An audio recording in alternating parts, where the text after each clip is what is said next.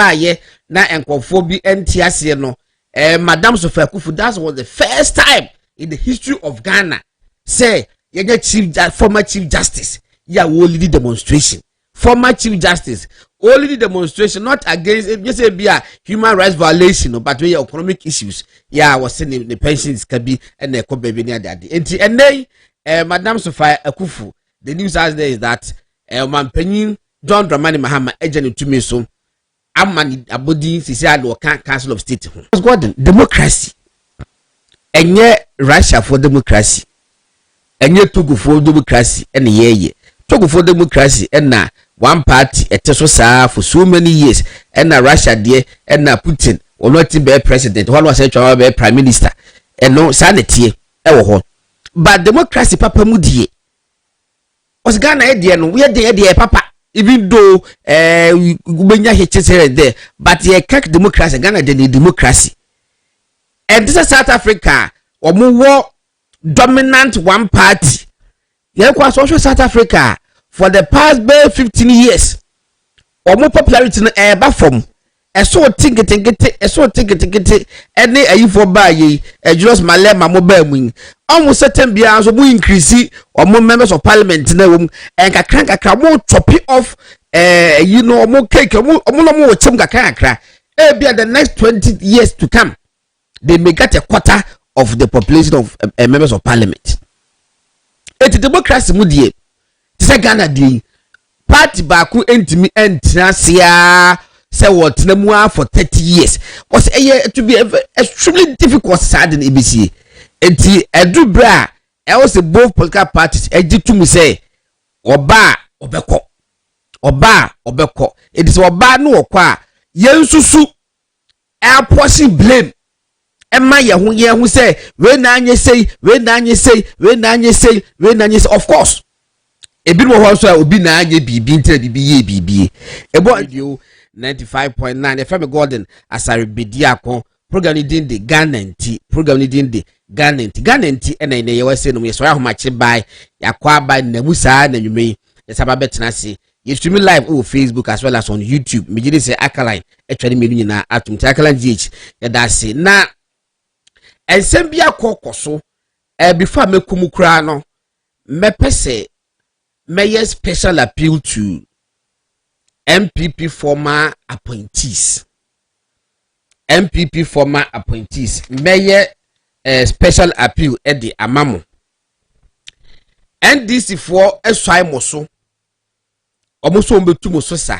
And Casa with the 1 year bonnet, Mr. Don't say that. NDC for say almost Samoso. Umbetu Mososa. Me say, and Casa with your bonnet. Because police near. Wanye papa se opeso wo chewa ube yu bi bia opeso wo chewa wo bechiwu wa hwe da na wo se chele water na de drive wo ka se mu se chele water fan drive opeso wo chewa wo bechiwu etien ka se wo de obi bia ye kro den ti police ni gina wa wo de wo mu ade wo timi keka de opechire no opeso wo chewa wo bechiwu enti da make ni se state power obi person wa abuse state power and the harass wa forget about kronkran we so far as we citizen we nipa no kwa de obi person we use state power the hawa what the be how en kan so samba be appointee mesre appointees ni nyina mo peska akran fan to ho mo peska nto mo ntiska nto go ska no wo bi enya afra mo ko peska no skana mo won montem to ho say NDC for betu so sa na mo behia enipa nkwa wontimi nka wasem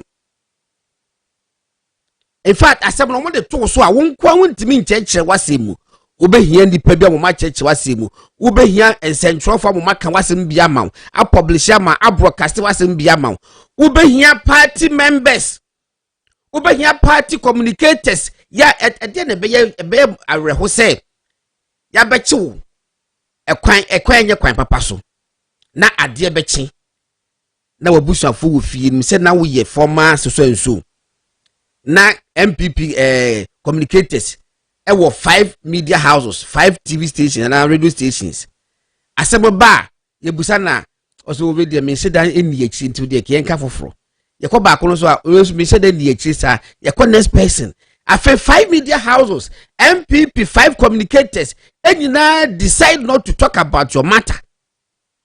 How would your family feel? Make a say that na with the moon.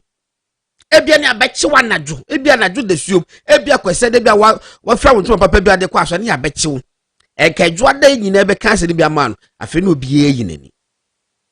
Enye hwe, it is never too late to do the good thing.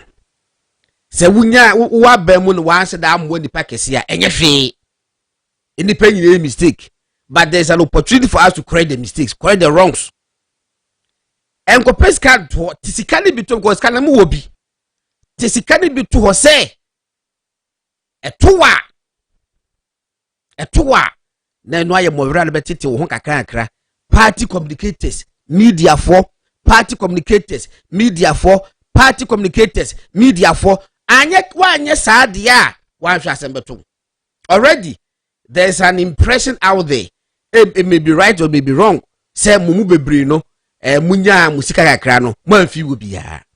It asemba na obi aka na we kura wudi akiri kwa no say no de amawo wote abamu no ofi wuda wo frɛ no wo fada wa fada enti no mesremo papa ngoma so enye nanu mode ne mum ne yenti na meka the making. MPP mpanifo a mo wa ban mu amose mo abafie me sa ka kye mu biem ye twa to mo so amamo mane nche munya no ntentem ye twa to mo so a mamo mane nche munya no ntentem because the more asem no eche no na the more enkofo ejidi say asem no no kre me no ka say before elections National Service Secretariat and send back akra. Almost say enkofo bi wo National Service Secretariat and o matwa bi agum and na omo gisika puduo die ama ano na no odin ete koda ye de koto aba ye koto aba wie ye asan asori ababie na de hame baako ene se Deputy Executive Director. And I say, put on Director General, they say, obey Deputy Director General. Says, are your authority, the Director General. Give to or worry mensa. One year deputy in charge of general services. Etika says, semi, ye generative pin, ye travel, ye say, no, colonel can find. That is how it is. That is the fact. Say can give to what remains. Because can for any more any point beba national service be diploma na one can for any we in charge of general services. It can for any. And so asem no ba yen picture bi beba bonti bia na ye de give to what remains out to ho.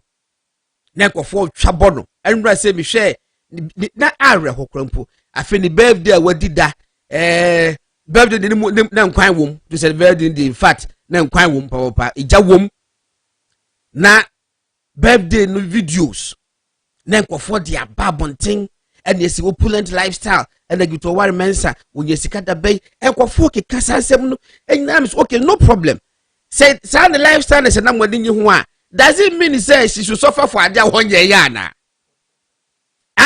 said that is her lifestyle when she came into office. Next time I'm wedding you have everybody so a public servant ubetimi aka. But must suffer for adia 1 year na. Etimi ya na misaju mko be anyway. Mekai say Dr. Hannah Bisim.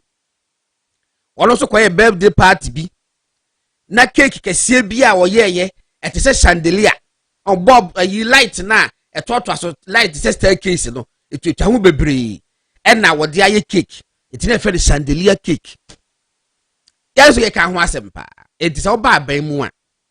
May make us be a bonny, but to bad by moi. Ya na name bo so shiny. Back to the case na Ankasano. Media Foundation for West Africa. And now, or Mati Kuobiwo, a home MFW and the Tiafano Fourth Estate. That is the media arm of Fourth Estate. Yeah, omuye investigations. First, no na Manasseh Azuri Awuni na waka ho. But say we jai, we nye dwo ho no bi. Etu eba amusi o Manasseh na but Manasseh say we free ho. Nti muma ni din da. Omaya report ya beto abonten say the year 2023, 2024-25. Just say not the year. Just say bear so many years, but more referred to last year. The certain Bia National Service Secretary in Penny for a trebigum. Tragum. No, my just can't go moto no muddy. Hey, eti last week, Anna a biker samafo Felix Quattro Fosu. And the crack taba bonte say National Service Secretariat personnel no ye twa musika ma wo mo na emom no omo ahu baabi say ye twa ebiagum edipa 81,000 yeah from ghost names.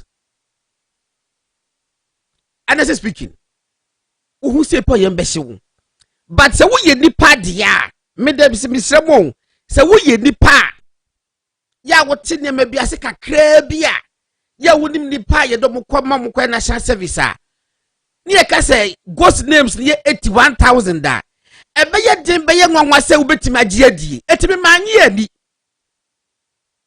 na mom no me ye Ghana ni a menim de ne me ekoso Ghana no menim say there's a possibility somewhere say bia figures no could be inflated.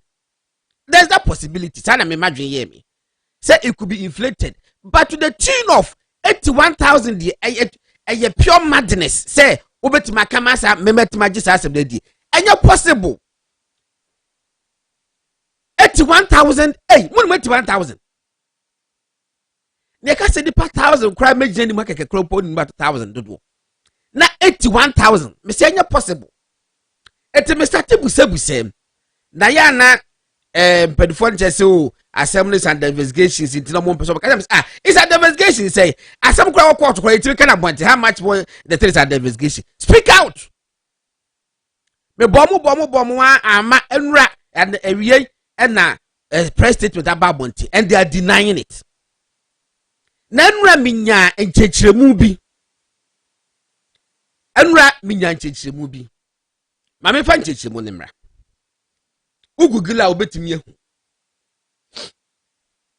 The year 2024-25 National Service Academic Year no. Omo ye general enrollment. General enrollment no omo board omo publish say NSS to deploy this number of students. This number of personnel for the year.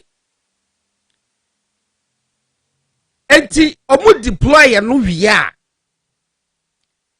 omu san ye ebia wunim say midwives and nurses say omu ye national service omu ye national service na omu deploy nurses and midwives no omu so after the general enrollment. Don't forget to say first general enrollment aba number no ho me short to figures be crowd have me show this year now me use 2022-23 there 2024 there no it's an investigation my share that some person book figures no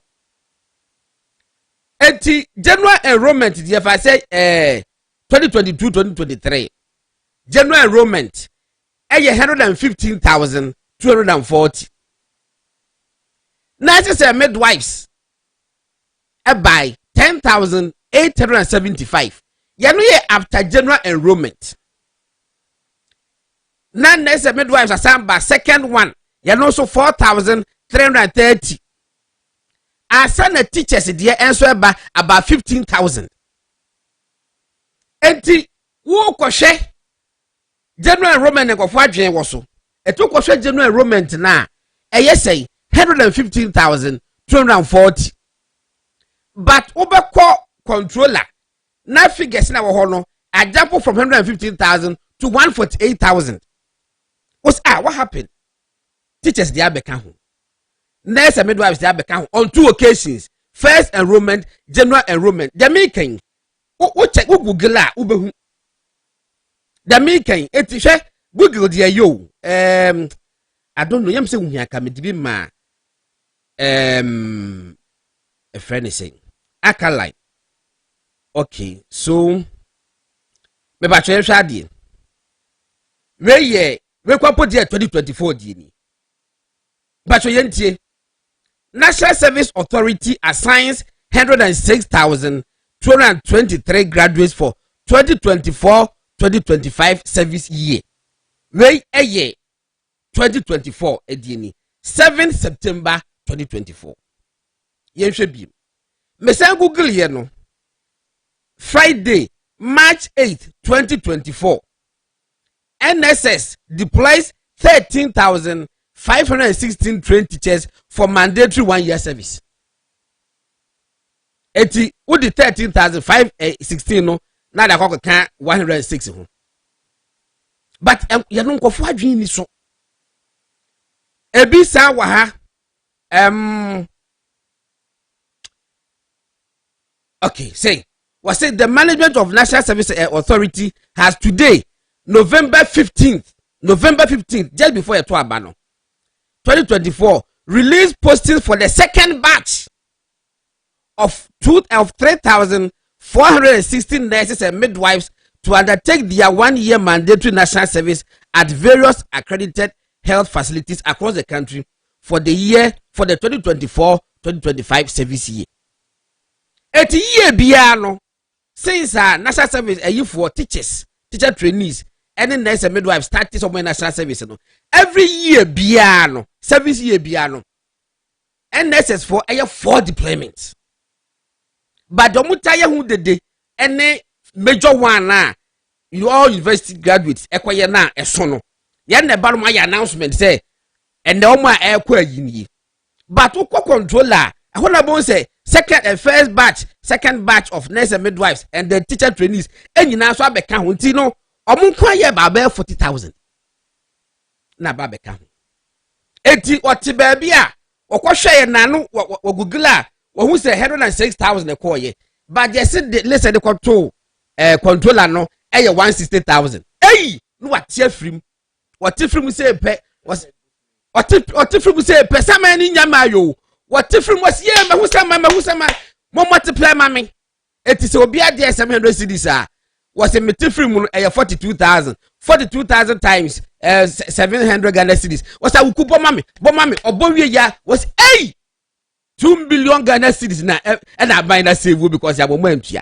And I'm telling you say side statement now by the bar you say enipa 81,000 and here ghost names no abayan kasa abayan will not come and apologize but abayan be who woboa we twantro and it was too early for abayan to do that, just too early.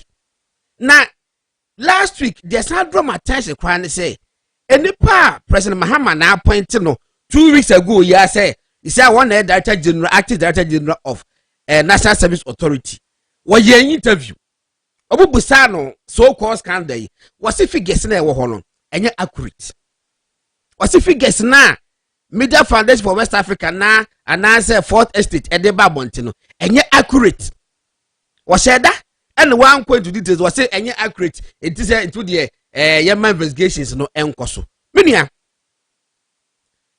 amoye sadie we ya district na wakọ register na akọ region na omakoye verification and bibia uwie eba national no omodomo sa hyase ansa na akọ controller sika ne yentuanto National Service Authority for accounts mu individual base eti what they do ni say controller betua sika no say 180,000 ni mu ko ya controller betua sika no woda kwa koma form say Ghana Interbank and Payments Settlement Systems GIPS. It gives and the betua sika ama individuals are listed in the bre wo scanning map and National Service Authority. So who accurate data on number of people personnel who were paid or who have been paid on monthly basis but don't bet makache one a GIPS because omo na ye output no omo that's the last end it's no ɛhɔ no na bɛka to say bosumi wei ɛna time bia betua bia so we verification answer eti medie me ti say aban atwo say enipa 81,000 ɛna e ghost names a aban ba ya bosumi kwaboni all of a sudden one bechi nipa 81,000 as ghost names. How possible? Abusa, this is the story. Say what in the baby ma yemu hyehyw.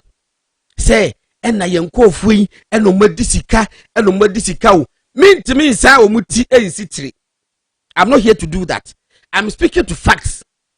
Say yani yadwe ye say general enrollment no kwa. But after general enrollment no ya ye na so pa no. Teacher for also the account will be 15,000. Nice and midwives so omo epost omo 2 batches.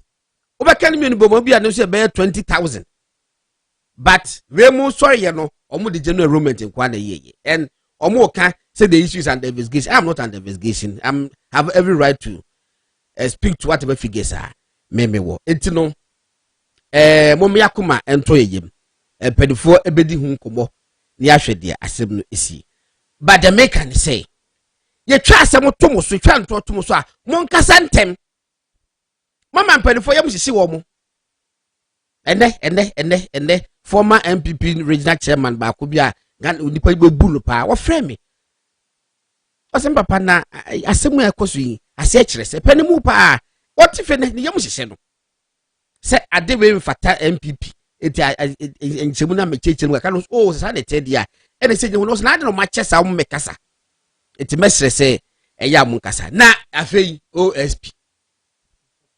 OSP ni ewu OSP na ni ewu say tama me ayu akọ because me fere bi ma papa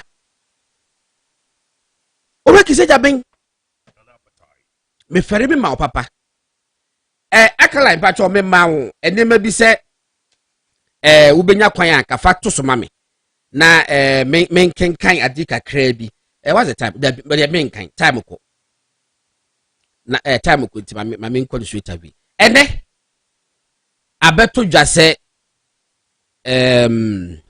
OSP enura eno de beto abontin se wa declare we ra Kanufurata former finance minister wanted.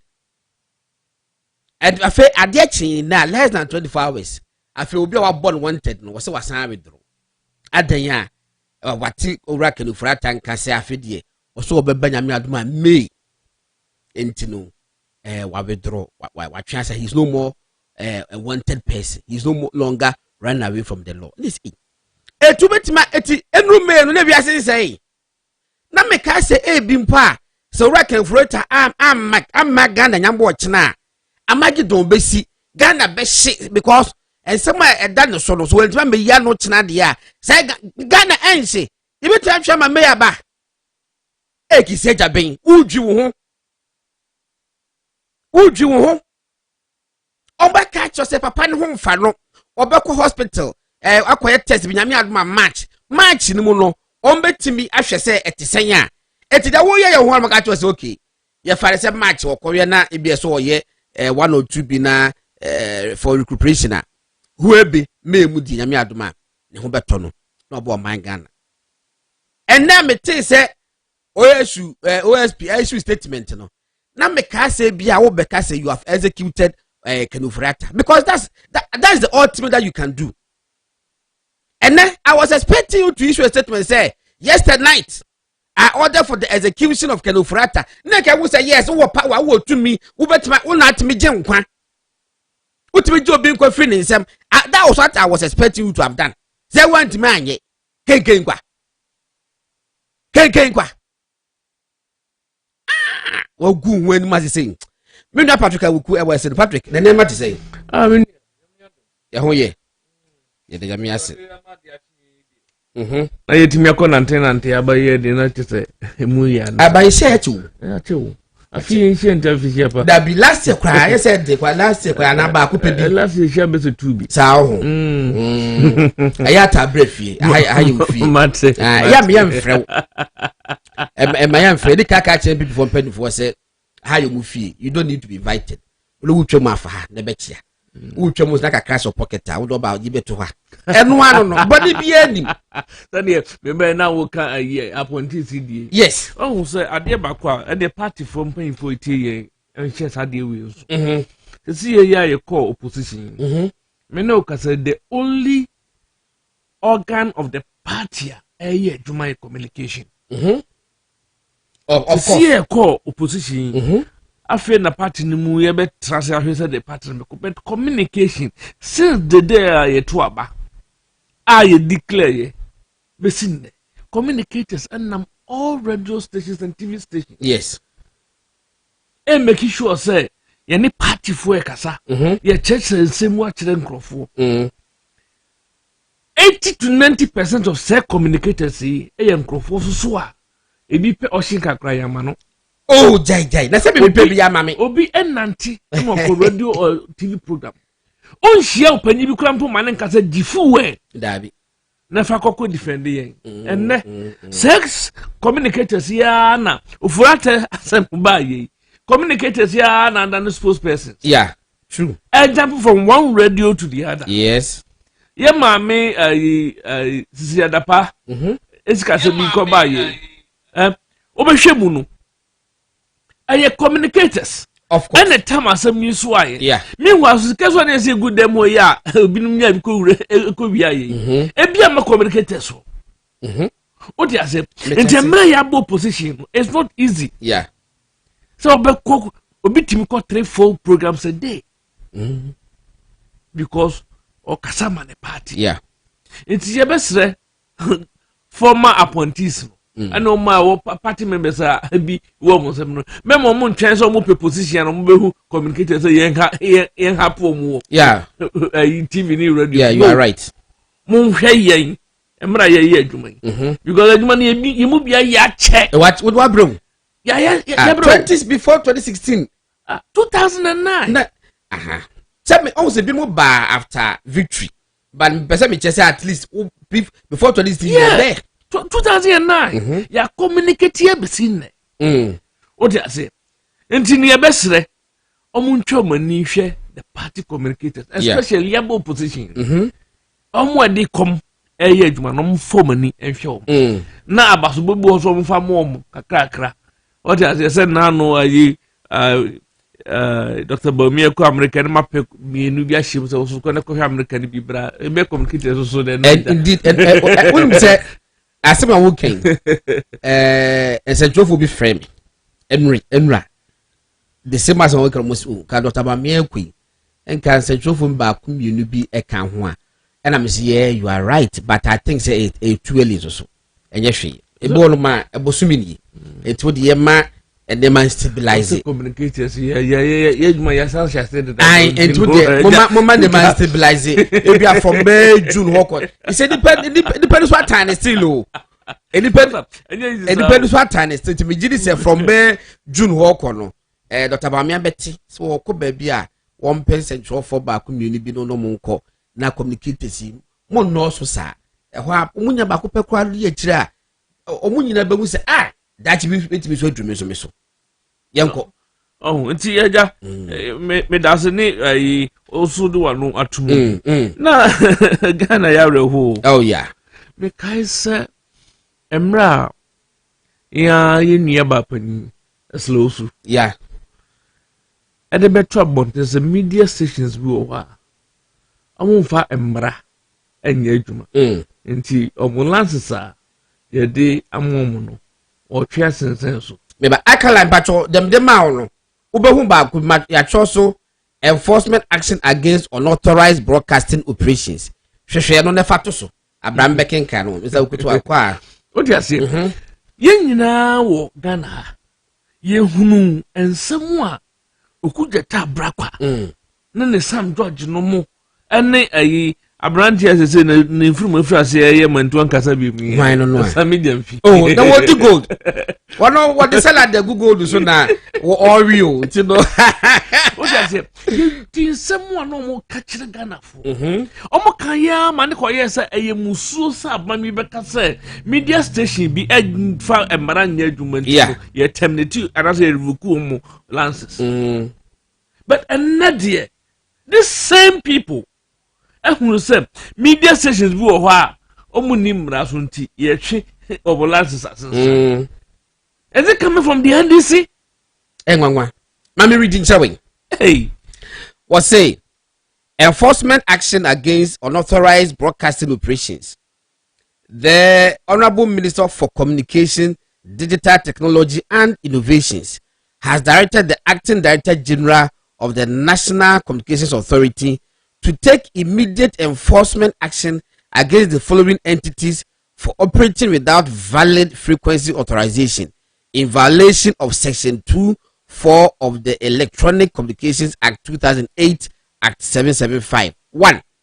Fire Group of Companies, Sefi, Aiza Console Limited, Tamale, Abu Channel Media Group, Adidome, Ochami Radio Limited, BBNE, Mumen Bolon Foundation, Techiman, Usikeni Community FM, and Krankwanta. These entities, listen to their crime or crimes. These entities have failed to renew. These entities have failed to renew their authorizations, fulfill statutory payment obligations, or submit the required documentation within the stipulated time frames. As a result, their authorizations have lapsed by operation of law, rendering their continued operations illegal. In accordance with Article so, it is unlawful to operate a broadcasting service without a valid frequency authorization. The NCA will take the necessary steps to halt all unauthorized transmissions and ensure compliance with the law. The ministry is continuing its review of the frequency authorization audit and will provide further directives in due course. All frequency authorization holders are urged to comply strictly with the terms of their authorizations to avoid similar enforcement actions. Mr. Buku, do you hear? What do you say? No, yeah. Maybe some was is it the same NDC? In fact, who say NDC agi Ghana for 419. And someone no opposition. It is too early. But who say enkusi baby almost some kind they cannot work with it. And then I meet na can they social media. So almost say electricity instead of 11, you know. So mu 11 300 they electricity. Nana as anything. Because no dina kwentia. So now the name 11, you know. Every home. Yet it's yempe 11, no. Yempe 11, but can be a bit electricity. I sell electricity to EU. Me no ka say. Yeah, back on nam ayi o ka kwen off. Sad ho ni nyina sumtum. Suma. Yeah, man light off. O ba bi bebre.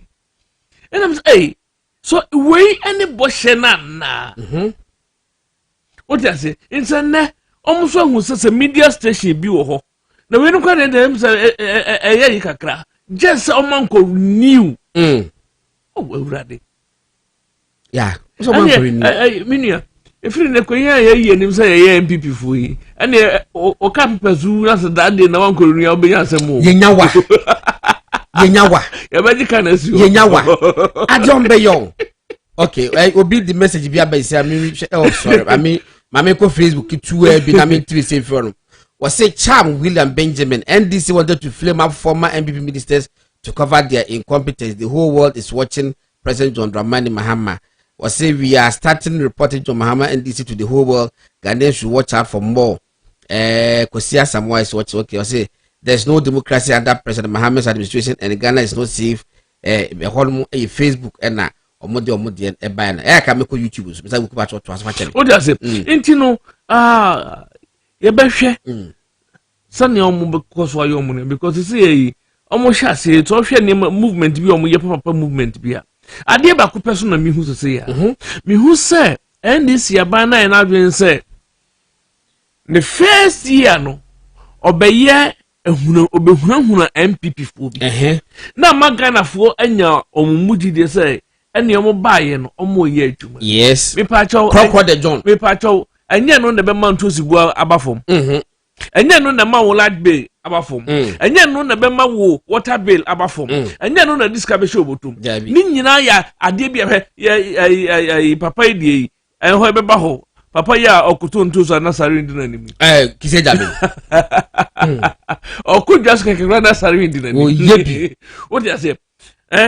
enne de wi opeja asami say yemmo ofurata atenuamu enne ono na di America ababo ntin yeah say afiko de papa no wate papa no nka say papa no so be ba me na obi e wonim ba bia wo na doctor fo atwere wo letter a doctor fo atwere letter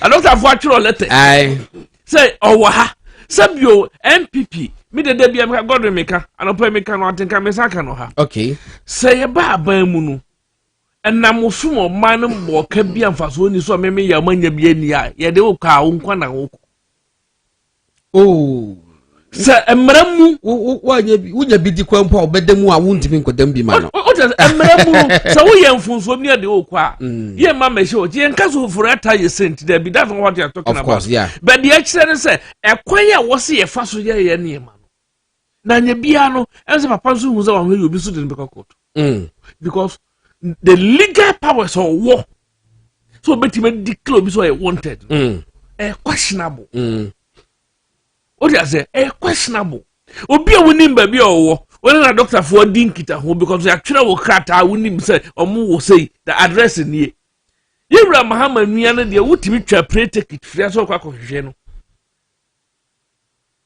ekwa London what you say ekwa London so kwa kohwehwe no na de ono odi subo bebre aboro na eno kwampo na ke hu hia say wankasa wumu besan kɔ ho say minia me ba yeso yare papa so kɔ no wanwane Odi Krata Eddie Kama, the former chief of staff. Yes. Esandi Biama, the current chief of staff. Yeah. So meko on medical grounds. And you know, the kind of be declared no, and the world dear because I be chansa no. Faso ben no so. When him na guase. Ah? And ne just say, Papa me who say he's just wasting Ghanaians. Taxpayers money. Yeah. Yesika no ohun de onfanye. Enti no mesre minim say match aban in the first budget eba. Omo hwe na omo mano 0 because we who do this guy. Hey, obi di ade bia brem sisi a we ye May 3rd 2020. President Mahama then candidate 2020 no a candidate. Okay, that no a flag bearer. May 3rd no minya me candidate. No a flag bearer of NDC was saying, let us rise up and speak against the dictatorial withdrawal of radio frequencies and closure of radio stations by the government of Nana Akufo-Addo. We May 20. I can't me the man be so meeting the atoso. I don't go with me. Okay, to me the man I can't me the man fatos mame na wo mo Facebook and YouTube no mu nyina so ehun bi say the John Dramani Mahama, then flag bearer of NDC 2020, a bra MPP for withdraw the licenses of various radio stations. As some of kind was saying, let us rise up and speak against the dictatorial withdrawal of radio frequencies and closure of radio stations by the government of Nana Addo Akufo-Addo. We bet you be shame. So let us rise up and speak against the dictatorial withdrawal of radio frequencies and closure of radio stations by the government of John Dramani Mahama. E dini pe do be ye film. Onim ade ba ko abeboa Ghana fo. And say ba bia wiase akoduru no asem aka na enra no. Oh say I receipt. That whole be keep the say open any form of information bia na Google onya Google pa o sabe.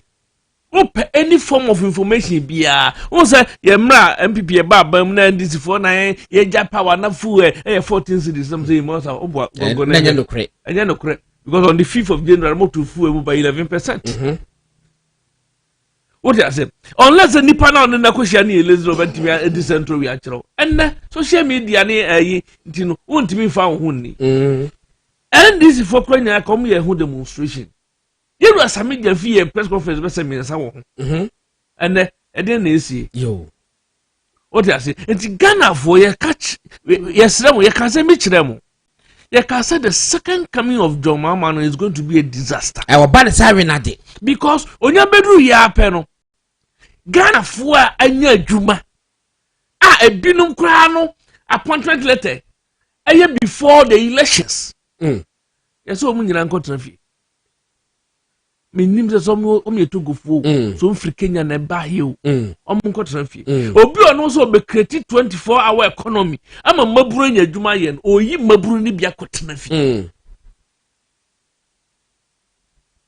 ene betting taxi man dey mobo because say dem from an ebo no eyedin say man bia ebe ye adwuma ebe tiesi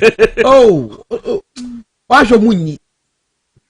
No, say I would be more justify say okay say a better tax no mo gi a o mo fan ko develop sports na me busa musa first no mo gi a no mo de kwato cigarette magana for na no mana na get development get Ghana for development enti ensem bi wo ha ye ka kire Ghana for say the NDC ye no adako dadadwe ade no mo ye. They are not telling Ghanaians the truth. Ye mu bi dey because waka because we are here for Ghana. Mate. Medase eti Patrick Awuku na motene kana menua Steven Adepanya ko aba be kan sa o yira ya me wo me ma unsu mama msu ba ko no adogo bra be ko yiso ba ko bra Steve na omongulobo ai adogo ka ho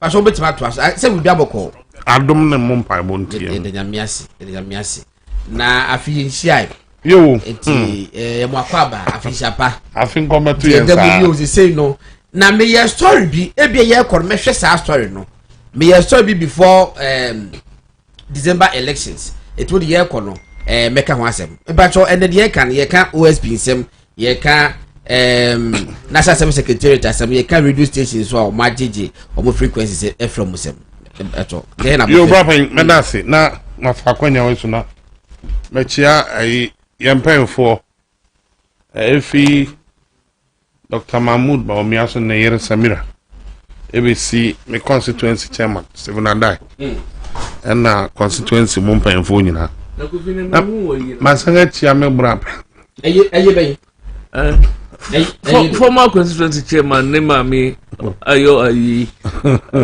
Bishop in fact let me near around se see am by I don't go from them so me bra show the mint me kasem maintenance me be fa ha brapa me fa ne di kan afi National Service Secretariat in fact assembly ba no work can me be some who say how can this be possible? Yes because and no vlo so one or smart domelevo utie the subsequent interview after almost submitting report no see some of the things needs to be audited.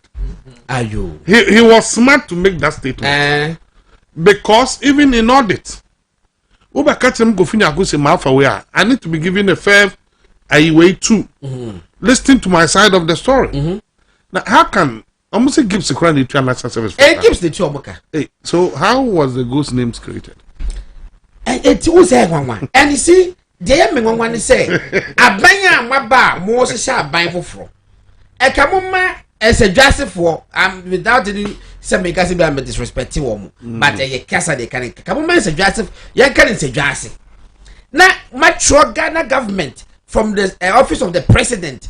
At the statement that back the Pia Sika will say never will measure statement. I'm Mary. It's not right. I now ghost name is a bum 81,000 a day.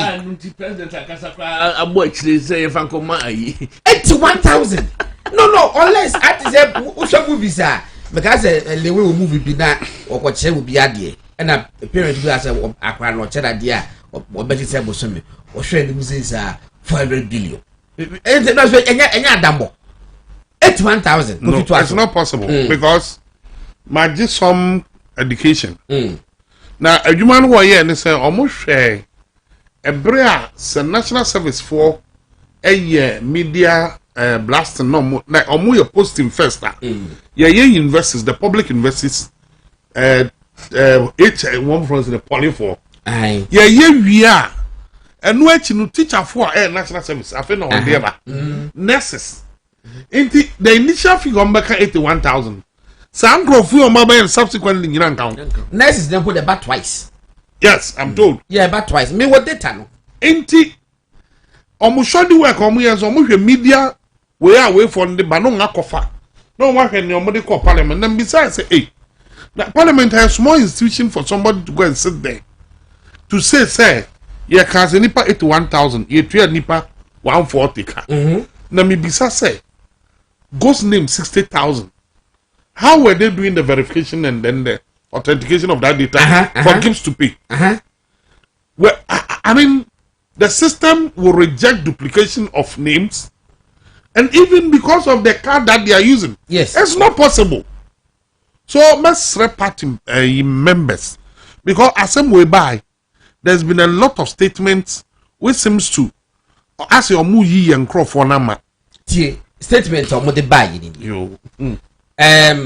Wednesday, February 12, 2025, President Mahama orders investigations into National Service Authority ghost name scandal after clearance of arrears. Now, the moment brand is a ghost names, President John Dramani Mahama has ordered the National Investigations Bureau to conduct immediate investigations into the operations of the National Service Authority under the previous government, following the discovery. My investigation is following the discovery of up to 81,885 suspected ghost names on the payroll of the authority. The ghost names were detected following a head count of active national service personnel at the behest of the Minister for Finance. Head count. All of me telephone lines is here. They say, one more national service, but soon that many head count. The ghost names, okay. The ministry has, upon the completion, it now an amount of allowance payment arranged for 98,145. It was 81,885. And the ghost names. Kofi. Yeah, best NDC4. Sabi, ye movie or high, and I will send Kayan start criticism. But maybe I'll match a CF. Won't you been trained? What can ye because I deal with a Quadacra and Nako university. Babies are questioning about this report. Say, yet make us a nipa 81,000. Our system may yet me processing. Ma, make one let me say national service a tabletop. There be a tabletop. I've just been informed that the payment goes through gifts. And the national service, if I may fair, okay, near my first bank account. Me now say commercial bank. Me back cry. My first account be our bank. Ghana commercial bank. Because of national service. And this also it could be verified. Yes. A CU is able to open an 81,000 account. How possible? 1,000 grand possible. Me ask me can me just say be do abodam. Then do abodam no. What the one wo church was akwa bi on nam UPS ho no mo. Ono afa okuta wabodam okuta chalk. Utimbe chance obetima chalk and be about 2 miles. Wa church from sa enkusi aga. Who can do that? Jamo ye bie ewo Abrante be fen Axim oba na oba kronfo na ndisi oba kronfo no said na tamakulu awu na baboni said na tamakulu oba kronfo ono amu chase ka bi din enti do mo ye ni say na so mo ye training e man kofa across the country alarm blow ye no ana mo call tema secondary school ko share chiro baby enti Azim one yo that of operations or no go fa nkofo muntu diwi ko fia dipa muntu we say wo ha ye no kwasa betima tworo won't be 2,000 there you can't it's not possible enti mesra yen crofo no asemna bana so won't ase men commenting ye din because and now fair yen platform no to say there was some issue where even former members of parliament were not bibi choma is a day way enye possible esudodo. And then there was an issue. And on me blame media for kakra. I think omuyama and kwasiaphobia nya media platform kan kwasem. Akwa bi amuzo mo friend bi bandos Mustafa man. Oh, bandos. And can I send you me? I know we said here. I bet fable good any mass. What to mean? I listen to it. Yeah, what to mean? Chief Magas, your friend Chief Magas. I bet fable. Hey, your friend Chief Magas. And Ebanison was a CEO in every board meeting. Board meeting is always called by board chair. Of course. So what has that got to do with the CEO? You are summoned before a board that on this day we are having a board meeting. CEO must be there. It stands there. What can you do? And I don't know. Then Yama Huawei, and I was expecting OB to tell the guy that all these allegations can never be true. Oh, won't mean can sir, but to make us won't prove. And I would so take a crap. Well, Ocas won't prove property, but what I got coffee for. No confirm room, no CVI, KVI, one no so any been what PA. Interview be yeah. Until host no. That be sitting until buy. Oh no, they were people in teams over the can. I don't know. I know that's NDC communication. Yes. Yeah, Chowman no pass over host the talk ramen feno. Count the any actual. And you go for some bus and so no man come to feel no makuma. Yambra OSP. Medasi. Hey, Abrati. Oh, do you know? Oh, you go for any mass. Oh, that be young, me, you call me, but I won't take You go for any Well, we are crack academy for any mass. a crack and blow. And I said it will be a force when the massy. And I will go to force when the mass. Papa, my dinner warm in tears. Sabi. And then I can offer a tire. Only Mraman who finds on him because I know we are. Wanga kum nipa okrom hakora no wonam kro mu o na enne na Ghana ade court to be anka can for that diska. It's all about hearsay.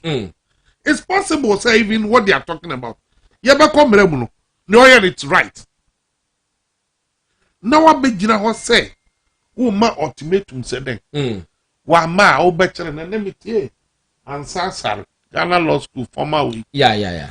How's my out to me who if you know about tonight. Oh, to me, fee. A quarter now, Beko. Ubabur and Aben. When I am in Temgola to watch your buzzy, or me. And what next year, Jack? I won't be any fee. Then I'll be Sabi, a memoir. Mutre, and I'm ye did they say, Muba be betting tax. Ye can moon ye. Levy. They knew after forcing defense they say ye ifwa a revenue item. So our expenditure no, we can reduce it. And then I find that John Jinapo the catcher Ghana for say ye levy, then we have to go and increase tariffs on electricity 59%. I know when no, but they have to do it. I see that. Almost say one be levy. I was so muzy. Share. Kodo upon Koma Kazimbi. Was say levy. See, I've said 20 billion Ghana cedis. Most say tax revenue binyano. More person increasing from 11% to 17%. Yes. And more increasing by 5%. Now, could you say 1% to be a paid the current calculation? 1% to be a 10 billion. Yeah. And so we're talking about 70 billion. It is it says we 2 billion. We 11 2% in the future. Not as you from 11 no, and then 13. It's about 11, which means more 5% na more can. It should be 7%, which is 70 billion. 70% revenue. Muko find but there's some way. Social contract, or money as I read. And you know, the supreme majority of parliament, a supreme leader in the person of John Dramani Mahama. And there was some way, Kofi. Na, maybe, me can John Jina Pardon, maybe says, eh. Na, Papa, you obey minister of Ben or Sanano. This gentleman, no, Cassate say, we unifua, and let the expect to be any woman. And ought to be a say, and then this is to me. Omoji to me now. Be a message. That we obey can't send me say as it can be a refi account to be. Now, maybe say, how can all this thing be possible? Because these are monies I lodge into a bank account. So say me sign my bra Patrick. Obviously there will be a trace. Yeah. So I answer mo can. Is it because Ghanaians cannot think into no make as one another? And now when some go to opposition, they are in government. Young say betra. Young no ye be bomo ba o ye be hu. Yo. Ye fitam ye kwanhwem fu na ne de abeto. Hey, ne da honi. And then ye de amamu ahye wonsa. Afa na usum mo ha de abo hasa. Me bay. Lighty. Oh, asa adum. O adum lighty you know. Sir. Okay. Akwetema. Adum so on. Hey, Asare-Bediako fie. Wanga dundum light nsa na yegum sa. Ukoka se o makase na anu ya le bai. Enye dum so. But there are all indications say modum no kora asokora twam. No kora da one say. Yes, we all admit say we were in challenging times. But you were just taking advantage because of who power. Wo ba na only reality from opposition and ya fe na ba be reality. That be omuni. Only brother. Yet you kept on lying. Then you krum han ye mobo an kan na kan no na health minister. What's what can say mo? What can say mo? Yeah, about so. We take positions ni bia. Bra. Mama enimre o. When me say I brand TV position me tie afa me hwem ho amis we dey ka Dr. Bamia be president committee me di IGP. Me call me hwa brand TV pe come ena ka me qualify to be di IGP with my height. Hey, Akwane jakpa bi no ngaye na yi bibi operation. Special operations. And then over here. Kwa obefa so akobubo ewura nkrofu fi akwesa musika no. Now, when Gordon, Both maka. last week, young come here and say, now say, national security for if you be more costs good. Any sika container Maku 12.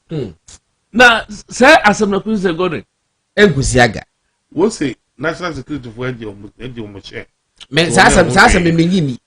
on the video, they should tell us. And then Because encrophobia say, oh, quite a mock say if you nipa.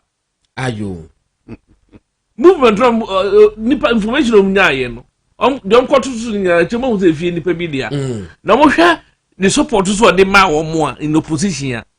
And disaster no moon to be in committee over catching media for some comment will be almost be. And yet, because of bad news.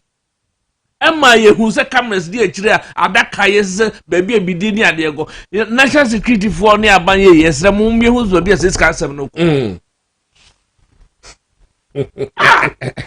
say me president now vice way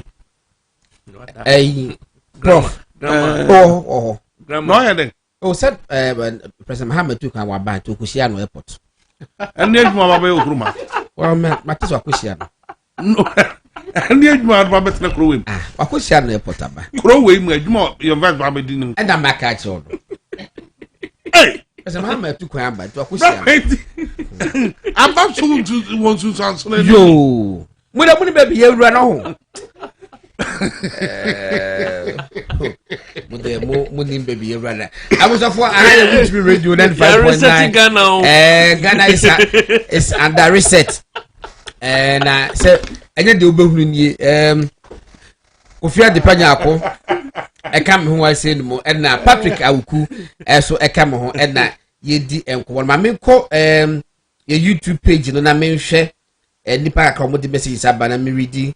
1 or 2 be said beya almost bit me who say yeah no more and nam ever seen my okay all right I'll say then DC will continue to messages no woman yes with Ghanaians trickery and then they may be keka ho was say when Canada Moa that's Thomas Sherman when Canada Moa describe OSP as small boy during the La Bianca case. MPP were quiet for President Kufuor to terminate his appointment from Temaport with no support. Was say Theresa Jenfi MPP will never learn when they get into power to forget about the grassroots. Will be there what they buy. Ghanaians and Ghana was OSP is just another thing. God knows what he wants to achieve. Nonetheless, press release and conference pay no attention to him. He's an attention seeker. Okay, Christabel, I will say, please, won't you guys come on TV? Eba, to yeah, 1 or 2B. Please, they are not coming on TV. They will pay back because of their attitude. So NDC will never open their mouth to complain about witch hunting when things turn around in the years to come. Good evening, God. I'm watching. Okay, for the name, we're in charge of general services. It's for the name, and so. As I'm not buying picture, be about TV, and I dig to one man's out to her. Never for Chabono, and I say, Michelle, not Ara Hokrumpo. I feel the birthday, what did that? Birthday didn't know quite womb to say birthday in fact, no quite womb, papa, a womb. Na birthday no videos. Never for the ababon thing, and yes, opulent lifestyle, and I get to one mensa when you see the bay, and for 4 Cassan, and I'm okay, no problem. Say, sound the lifestyle is a number in you want. Does it mean say she should suffer for a day 1 year yana? Huh? Said that is her lifestyle when she came into office. Next time I'm wedding you want, well, you have everywhere saw a public servant Ubetimiaka. But must suffer for a day 1 year yana? Etimia and Mr. Jumuko anyway.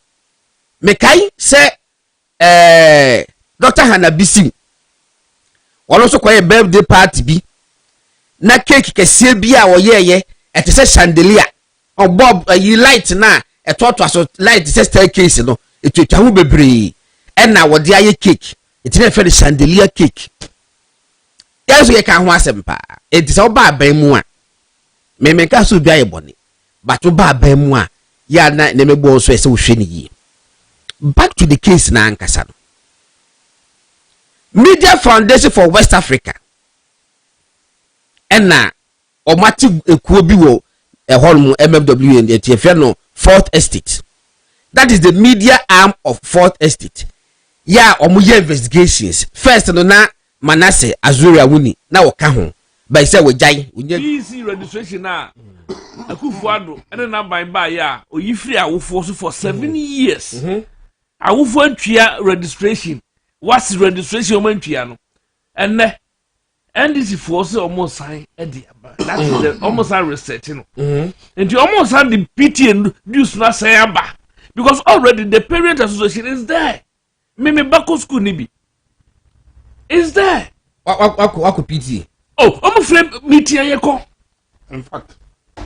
Okay, my Makobi. Me PTA chairman Akomumai Secondary School. As we speak.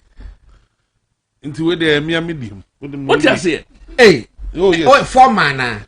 Currently, I'm the PTA chairman of Akomumai Secondary School. Hey, minister see a year free home. The free when they buy, also yes, signed. Eben recognized. Oh, now we do sumasi.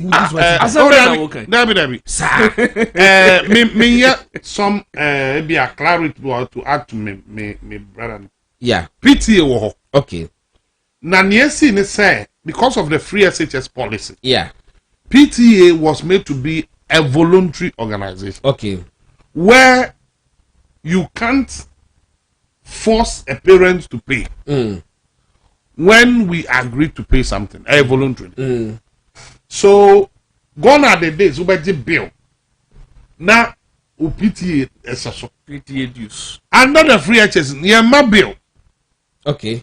So, how are you going to wait? Enforce it, you say we beat my promotion. There be any possible. And now, we even notice even when I school and my bill. So I could only school no qua. No by Jim way that's where the PT is kinda echoing now. Even though the PT on only that record, sir. A bit much I say. Not particular good the PT 20 Ghana. In the accrue at what a year receivable to PT. Those monies will end up going to the business and they know what they do. Now, the truth of the matter is, I've always said, say, the PTA in some schools were helping, others, I can't speak for them. Masters and whatever were taking advantage of whatever was going on. Free SHS has been one of the best policies of MPP government. But there be a empire buffer stock. Yes. Sure. Say, you far akwadaba could be an buy 2 almost 5 CD 50 pesos a day because of their number. You don't have to pay for everybody to get food to eat. Yeah. Because of the number. Me in the school that was chairman, your population is 3,000. So if you are feeding such students, not government, that's a day or 12, 15 CD per child times 3,000. Yes, a huge money. But what were we doing? We were just leaving 80% of that money at buffer stock to supply them foods. The truth of the matter, there were loopholes in the supplies. So government whilst was giving them the money, some people too were not thinking about because who was timber supplies and could be be ordered. Now headmaster says we have been so give him. Inti Obia was a PTA the only area that we were being restricted was the levy bit. Some schools were abusing it. But where I had challenge with GS, they said, a school like Presec, they pay PTA more than 1,000 cities.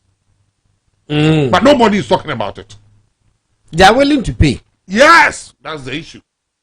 And maybe they have the capacity. Go to the Okwapiman and go and talk about 1,000 cities PTA. You ever see what them on? Because of the caliber of parent that goes there. Me issue is say, Aban was even over providing when it comes to free SHS. Ultimately, Matari, I had a crowd in I'm saying. No, say assistant TV. That free may know ya dream more than 200%. A time me say me tools is here. You can say me view on free SHS. Me person me reviewer. I don't need say yanko stakeholder consultation because make I say never be a dozen. Eti send me yen free. Ye we are yensan MBA what do you call it? Bank account ADB ho Ghana Commercial Bank ho Ghana banks no mo fa accounts ma emra bonti wo person unya wodi bibi kotuma fa kotum enu anu no say that I go fi ken entadi do mu di pie nyina e si ejai. Oh, but John Mahama, what was that? I'm telling you, sir, you may have 6 months. Okay. Well, the first budget on Famra. First budget on Famra. Now, Ghana for Behu, Susan Sia. And what? If government even makes a mistake, because a month into your school fees 100 Ghana, some people cannot afford. They will afford. They can afford. They said, I will for na catch say 5,000 could be to make here. And friends, it's want to be. I want to be saying. Almost they want to be responsible parents. Yeah. Almost not a better one. Yeah.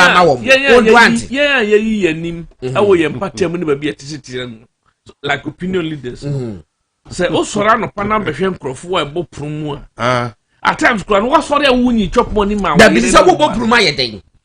Almost on better mash of Mama. And yet, then a book room be. That be a more resources to buy. I honorable woman now. Okay, a cook post to ongoing project via Air Coso. The update on Facebook. Yeah. Now we can comment was because I don't know where your trouble for one. What else you do, my microphone? We can't comment the Miss Makasabi crowd. It was enough for me to comment. I'm also betting. What I said, wow, now can Sani ever can, but one say, Yampo, yes, you only power, Kruma Echo School. Na bibi tochima ye never can. Che, obi say the what kind is no about presec no. O say no cre. O say the ba e wo second year. E wo presec. O mu ina agree so be 2,200. Wo do say 1,000 akan. O say 1,200. Eni wo dey about this year. Oklahoma me chiawo. O say 1,200 no matua. Obi aja no. Oba me school wa. 200 series. E jabe to problem. Meanwhile I can say on authority akwa mine. Secondary school had 56 classroom. 42 PTNC. Let's come and let's go. Really? I'm telling you. We can do a documentary. Akwamu secondary school. It's on the way to Akoso. I mean, more. No, yes. 42 PTNC. and then to go and maintain one classroom. Eddie. Because any buying project. Last year, Mr. Government was overdoing it. The burden on them was too much for me. Because send who only catches emergency. A school that has population of 3,000, it can grow. Emergency here. Where do we get money to take care of them? Okay, of mine, you could do almost say, house to her mosquito net at it. Okay. Until the parents, and say, yeah, Fapi, who say, Mungo can't change my gym run on good year. I know what man will call it. Munka Chen will go to ya. What do you say? You never also call a Kwamu to print. As someone make a say, cousin, who call Wesley girls, oh, she, a mudru. And so one day, a map on you, Dabby, and they are using it to do good things. Go look at the quality of food they are eating because Oma the value. Now, maybe no ban copy of my work. Yent mean go to a bilinti. They will be restricted to the normal food, even though it's not bad. A whole lot. So they are just being smart too. At the end of the wrong. I'm about to tell PTH to take responsibility of their mess they've caused. That is why they are trying to make that confusion. Say, yeah, the PTA back. Oh, maybe I think say they are only trying to embolden parents, the teachers say, afraid to meet me, I'll leave. Yeah. Me the sign me this on person. Who say a quite be a person faso. Omuntimi and Kataka for from between free education. Omuntimi and Kata, I will for number between school fees. Until almost body be a bit of share tree. And they are generators of income be and they are support system. And they cannot be bought to tell Ghanaian. So music kind of cry as if we say now parents were not involved. I would the echoes and interest a mark quality of education global abba form. And then no big can say was say omoye sana na ama or students were denied right to quality of what capable of be just say because quality of education. What does PTA? And I'm saying about if you say Oko America crumpo development akoso schools we move great. Yeah, Ivy League universities. It took 10 as I said. To go and just say, Oko first class schools. I will call UK. Omo prime ministers have been now. Omo certain universities. Omo. 80% of university. Now, schools the norm the shape. Teachers motivation. I'm a kai. You know, send a happy. Send teachers motivation. Now, look, I said, to Yabba. But still, schools will be no much. You tap one to hotel. Well, I don't think I say now a buying so teacher motivation. Utu salary. Teacher Nico class 7. Upon 3. Who sends teacher motivation? Now, by wage bill, ultimately. They mean that's now what they're burdening themselves. Fabra private schools, no. Private school, some yeah. Aquaraco school. Mamma a bill. The moment that Aquara not there, a free 8. And opa, and on the point 3 o'clock. Buapayo and they shed up. Almost yeah, extra classes. Now, almost a Canada war at home. Now, oh yeah, I mean, Babako. The result by the be do a meeting on Pamela. Are they? Also because teacher Nino a class is near no local. And the teacher Nino so head I say what I say. And you know a teacher fool be so far quite be so. Apart from the what fear school fees, and say no DB teacher folk. No master header for extra classes. Na subara ko se DP active for suban. Akonta bu ko Canada asamoba. Enti no ye besre. Educational sector no. Private schools for say I have my big issue with them. Private schools. Share who do papa no have money. Send a private schools ni bi kono mu de guru schools ni bi brebe. Ade. God no never kakra no. Sa schools na did sa han kwase school fees no. You know na baba ko bi. Fees akese no. I'm telling you because in the secondary school level there private school be anywhere between a buying for not complete. Yeah. Secondary schools. There be ultimate. Yeah. Into shall only be private schools. Secondary or most of them are collapsing. Because the whole assembly one. I can't do from one of the government school. Because cultural exams were passing and don't say, oh, it's hard to me back on Morning Star. Become a jack. All secondary school here in the corner. Teacher for only beside maybe Oko school. Cultural busy in near man. 25. Hey, I'm telling you. Morning Star product. I'm catching all. Intimacy, I don't know more. What did you? Oh, my daughter was one part third or class Morning Star. Wow. And then maybe Oko secondary school. It's an issue they are asking, say, then why that result? See, go and ask one mark. Hey, banana info so must be a dumukania pa. When you're moving, now, Groma, I say, you're in any. Menoka say, a pedifo who or more year, it's education forum or sedenium. Immediate past ministers of education will be who are invited. Ghana will be say mission schools. And na a dorsal or my Ghana, Roman for. Methodist 4, Anglican 4, Presby 4, SD 4, Cremo 4. New one see crowns with Siano. Oh, let's say SD 4 this now. Central University 4. So he said, almost a friend saying ICGC 4, so at least most are Central University. Minimum secondary school, but at least most university. Yeah, or put us also doors so pass. You see, Roma 4 almost young from Montpellier, me pa huacho. Oh, really? And wapa huacho say, oh, sorry, say bad. But the issue is that for the program itself. Because because the men stakeholders. What's the what call a annual general meeting? Then you don't invite the major the majority shareholders. No, but the point. How can you call for stakeholders? Who refuse say, yeah, call this kind of a now. They are fan of Konumti. Or my try to read that. What did I say? They have already. Hey, let me tell you, you Ramahama, you campaigned on promises. What do manifesto buy? Say Uber resetting Ghana.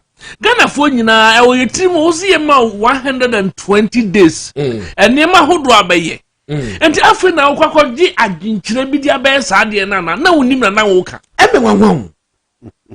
Ah? And Nema Okabe 24-hour economy. No one named me Obayan and now can I feel about the 24 hours. What I say? Now no can be my TikTok for trouble, but on my popular grandma. The point is, what share Ghana for? Based on who someone will catch a Ghana for, who could let me come quote for catch almost say. Obamia Toko 6,500. Was it Dokun a 10 cities now? The old body battery cities. I don't know Mutia was him. A quarter of a man. Say, yes, Sana Baya Brabonte Becatcher home. Now, Sana Baya dear, and your friend I could you one being today. No, Baba Casa, Yamana Mekayo, or Mukot Chia, send a free mobile. And you be a mammy Missau. I'm going to be a Tomaco Sentino. And near Cadon Sentino. I didn't even buy our community. Come. You be IMF. I'm more color communicate no much other that. I'm not too far on the coin. I'm telling you, draft. The same thing. Oh, so have a paper no more. Because you campaign on a manifesto promises. And near my be first world, a dear woman, and I took Ghana for him. Can't I show Butu? And in the opposite way, you know him that. And I done I want to me and your boat to take Ghanaians and make us and I mean to me yet. Then say, Okwako, chef a body beachi. Na Kwako is any stakeholders in the Koshia, you know, I've been chopped the bears and the free education, and the young man. He doesn't want to take responsibility. Hey. Wow. Now, the major stakeholders is where you may free. Obi said you Moka 24-hour economy was a government to deploy automatic fuel dispensers in the petroleum sector. to kickstart implementation of 24-hour economy policy. Automatic fuel dispensers. Automatic fuel dispensers in the petroleum sector. To kickstart implementation of 24-hour economy policy. But if the fuel is not even available, what would the dispenser do? There be a dispenser, no. Obiaka say ontimi mpie nwumre because we don't have fuel in Ghana. E bo one okoko bi fuel to Ghana.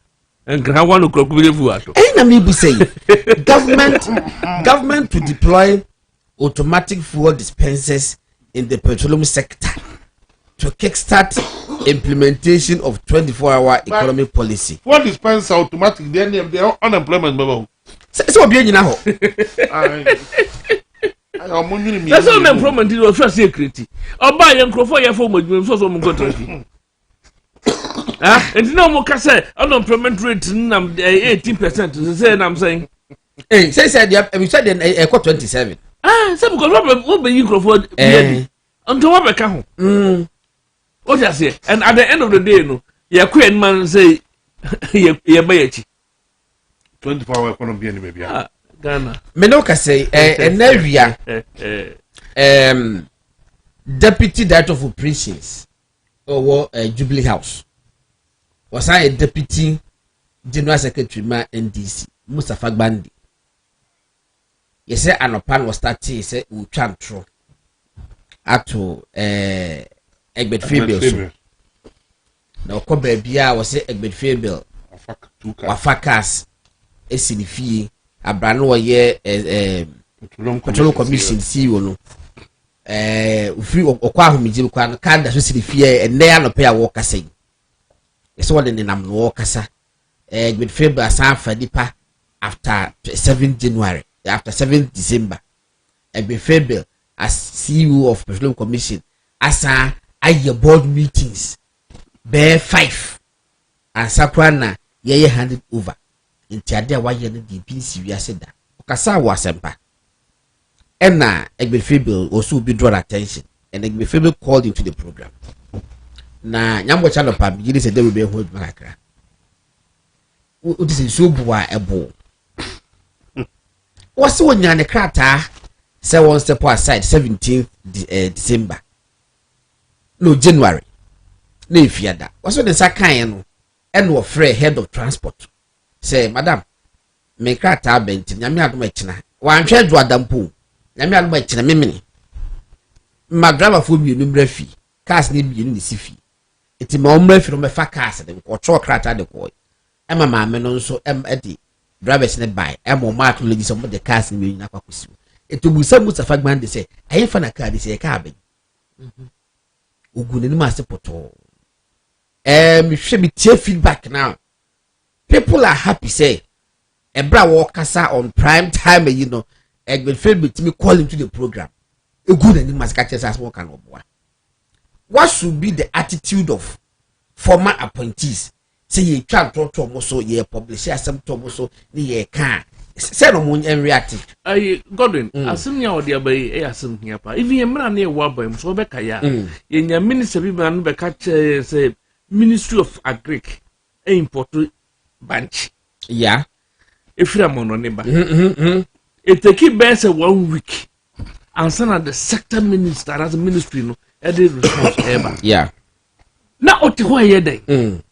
Because you don't hear what the pie a coffee and try in the cafe trouble. Propaganda ya o majani o mudi. Into we issue statement like then that's all ye. Net we shared 1 week. I'm a communicator for one son of ministry nankata and the babonte. And then your co-position. Your best so man ya quite several by Muse. Or they say, young communicators on pay and share. Say common ya. Yeah, the common sorry, Akasati, I'm a party. Name the relevant documentations because never be a bitch me a you one. Debbie. The relevant documentations about the bed defending Mohono. Give it to the communicators. What I say? Now you the young fire with ye and Kwajimamu. Because as some the bar, you can't once. And how do you fight for them with that information? And no education, yeah. When they are at trouble, about national service. Yeah. Meanwhile, no, so okay, various even MPP platforms. The way I yet do nearby gift here, or yeah, oh, a the birthday, the video, and even new or worry, video, then the watch, and all those things. Meanwhile, no, and the piano, Sasa me crab wanting, why should they be quiet? Emra, if Frasa said, a bab wanting said, a hawk, a mako who said ghost names were honor. And dear, and a woman no more in charge. No more ya found. And how what you say the next day you call press conference. No way you want. What you say? The minimum say, be na for that time now, Nanabi. I don't know to muka press conference in traditional pedio 100 Nanabi Zobem but must say former appointees. Why you dear Simbia for Ubiano? Don't be quiet and expect to say angels will come from heaven to come and defend you. No. Come out and speak. Yeah. And let the communicator support you and spread the message. Because Ebasa, now your party for no, my bum, ebu. Ebasa, near party for no, and you will be a cow. Meanwhile, no, Nasa Mibo and Tessa, and now social media platforms were the way a gifty. Almost supano. Anointing. It's too much. Yeah, anointing. Na say. And she muba. Na omunye ufunsobia. That damage can it correct it na bad you. Can it be repaired? Anointing. What I say? I'm nodding. Ah, baby, I must send a could about what was so. Baby, I must send a could run. Mobet me says in the side. In the best saying young man this way, yes. Gana fought to Obama. And yet, Truntin and Gana fought to Obama. Moncano crunch Gana for. Mummy who said, Here, Mahama, yes, now we are sons of God. Nimie who said, O qua sons of God. Okay, a Facebook comment will be a share with me. Was say, Chasopoku Presiduna, a sexual message will be a send their breme. Was say automatic fuel dispensers are self-service, meaning customers will pay using card, debit or credit card, and pump the fuel themselves. They now work on coffee. Was you don't need any fuel attendant when it comes to automatic fuel dispensers, as evident in the US and Canada, etc. So how does this? So how does this fit into the 24-hour economy? One job, 3 employees policy. In actual fact, this system would rather make fuel attendants redundant. Yes. It's a good system to implement, but EDG shouldn't try to scam us that it will automatically entice or force OMCs to operate their fuel stations 24 hours and employ more people. Now, I said the Wuzi came. Send me a fuel station. I would New Town. Now, if I Bosome, me share a department me employ or me 5. Let me to 20,000 and I said 10,000. And then I mean automatically be friends. Dispenser. Me do be and shut it be assumed. Shut it be assumed. Because all the card is shy. That one will rather create unemployment. And how does that one even stimulate 24-hour economy policy? Now, we say a year, can say formula near say 1 1 or say 3 1 1 3 1 1 3. And really 1 1. A Juma back in Pamela. How can that be possible? The biggest employer in Ghana is the government. Ministries. What are they doing there to be doing 1 1 3? No, but man, sentiment change muda. Up to now, to change him. Baku dear, walk on any accessible. I will piece was a Ganaka was a we are not back on swabba, Nabako swabba. And then I can say, let's say I am bong. And a program no, a to so where we know we are back, where we know we are back. And no, and I say, can maybe program is a gun tea. I can maybe 2 hours. I know my soramico. Not the Rosaba time. What is that? Nana minim say. A teacher for a child, the teacher for a coach, no pa. Aye, now a bob is a trophy. Omacona for so one bay. Now, this is what 6 years about class 1. Or no one did by the time of a class and maybe at 1 a.m. This is parents to me now. Share, you don't know what this are automatic dispensers and everybody. The 4 sour class 1. Now, only my never quamed. Emra, you Mahama. a call African Union Conference now saying, yeah, Oko Tasmoko Kai. What's he say? On South Africa, phone as a bit my friend into a pefra, young dictation. Names Amazon, the catching and can force a only here dictation, no place what you're saying. That's what it is. Digitalization. What can once or two free Ghana say was he my film classic phone. My make what can say digitalization here. Or back Ghana was my bell crash. Because my make careful to Africa for say. Africa a man paying for you for say. Obi anko abe for kwanso. What can Harvard or can Abuja? What can be Ghana? You know, can phone market digitalization. What kind of person is this? You must. You know, the second come, you know, and me and 10 Ghana overnight. And yet, the cross beside me said, you're my friend. I didn't say that I shall say. Oh, because on your security officer to me, early days with a folk or as I could. Pantime force with the Jiwomo. Light. It's all over. Pantime force super. Now, say label near people you. Trademark, no, say that's what the whole. Do so in That's what the whole is son. I can't stand there come by. And I want to tell Ghana phone you now say answer MPP a free by mono. Ah, na kania ejinaso. Of course. In say ne do so be bad. Mo be mechanic mo say abanda down na ye. Ye dan kania mu answer na Ewura Mahama. Eso afamo sai enti ennem mo be ka kire na unu ade bia ekoso ma bibia ongoing project ekoso no and this why that oh na say aban be wo nyuma ekoso ha na da ben na obi aba be sign contract na on my budget monye budget here mo ka bia wo tua bia sisi ye budget the budget na MPP eye to ho no you will try scan to all the ongoing project ekoso ni nyina ya binder da na nhihye ye tia say government de to aso maba mo meto aso me na besere no me de ekwan ba ko pe hu hia me pa e free of anko ekokumase nze mo wado da bi ye ne gude kakra fada da wo no ye kakra enti free of anko ekosinsan wo mu no because God no ngajaye Baby, guso na snail face. Yes, Rabbi. Dentia, baby, you make be am there. I'm seeing the cancer because my penny that they kufu. Emra or yet dualization, you know, a picture. Or yeah, one side a year a bind society. And this is better for 8 years. Professor Nana a kufuado. And the same ye. And we say kind of my say I say Kobasa be mua. I would say the beba I never force said.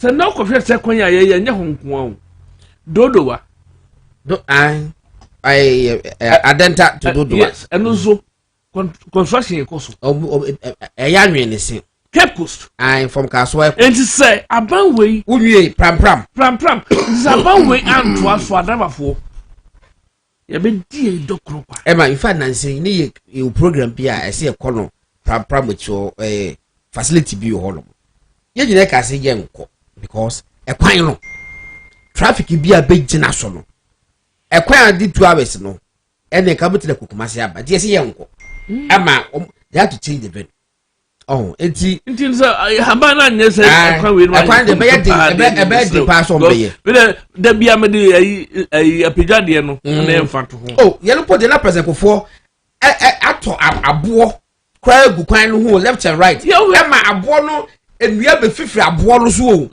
nkrate nyina betra yes amon oh goodness ya pon nyame adoma china mama nka ba ko nyambo che ye mma sports investors ne se nyame adoma omo wo match bi china yes omo timi di echiri pa anti nyame adoma china sports investors ye mma ya wada nka ba ko Ghana fo ya besram NDC is known for omo issues. One of the key idea ba ko a ye man ngani nkom ho because buy be kan nyina ye dollar sa currency issues no who say anamon bi omo betu no affect inflow of dollar in terms of your crop for abuluchiri yeah of course sika omo de money fee e boy ngo eno na survive in December January Answer yen in Sassy air conca crank. February March, you won't get on near my December or Brucheri. On Baby to Musica. And a China for also come a jack. Or China for who could do Brunia. Make come a jack. China for them say 1 month too. And 1 month. They come a jack. It's a srom. Me ambassador no moko. There's a publication bia. President yes, who are instructed on payment of fourth payment DDP no. This thing did not start under Ijom. But this is the fourth one. It's there already. This is the fourth one. Now your propaganda. Anyway, the minority leaders on Wallace and the Kwame Federal Mark in actual class President Mahama war muyu modi wadwum ka che de say oh banana be the cocoa na be so e de cocoa so interesting times ahead obi ka che me say wa enne ye si MPP nti ye yi wadi no enye hwe ye adwuma ka hu say with this missile letter no appointment letter post 2028 but uni obi a minim no yeah na ye kwakoto aba me pana cho so nkoto ai what ye nka enne aka no and the men can was yes it will reach everyone on TikTok also when you data kwa dey share TikTok but you dey every titi wo ska account na bosumi draw bo say yes all right it was for kwan no wase dey a aboboa no e na ba beduru ye dey aseda kese 24 Country Central okay me hard working Patrick Abuama ena ko mutintim ni nsasa o kro no ya kro there were 141 now when declare 110 na I didn't know body o musa no sada na me wo bi oh Gordon ye mraso but the two me no and the crime me fast so me tim free dem ho no dem because e kwa fast dwane me medical baga I share me na me say jarabia say me say ko declare me MP usipita white me and jarabia so better than to America me medical I share me botum and am dem say bomb yam so obi an yam waka no na police the whole and this is for the control gate no and I'm going to decide who goes in and who comes. You back I be the home come in the course of and there's a damn it does like a 7 match amount to me and the general manager Chris Okweku Mr. Santi and that's Aklan G was said that's a passer with me a man a buy Adongo me producer was again that was Massa AB and Billy Munino Adongo he said justice for Adongo now Adongo na wo di a year term Harry Maguire Manchester did that term sir na say Maguire ko say go be man winning goal Manchester why hero Adongo na wunya puza wona ma wo pachewi so ya fam God na Asare-Bediako na me adoma e kina be say share e wo kokuderu program no so go na ho bi etie ba muso manase na but manase say we free ho di muma ni din na o my report ya beto abonten say the year 2024-25